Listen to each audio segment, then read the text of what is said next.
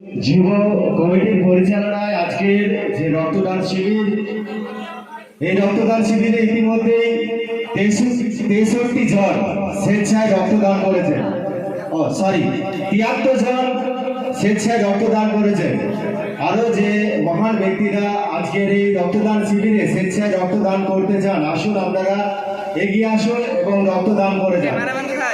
আজকের এই রক্তদানে বিশেষ অতিথি হিসেবে যিনি উপস্থিত আছেন বাঁকুড়া জেলার বিশিষ্ট সমাজসেবী, আপনার আমার সকলের নয়নের মণি মাননীয় দিল খান মহাশয়। উনি আর একটু পরে আমাদের মঞ্চে আসবেন, তাই আপনারা আমাদের মঞ্চের সামনে আসুন এবং আসন আছে আপনারা আসন গ্রহণ করুন। আমাদের দিল খান মহাশয় চলে এসেছেন, আপনারা আসুন। আমাদের মঞ্চের সামনে অনেক জায়গা আছে, আমাদের মঞ্চের সামনে এসে বসুন।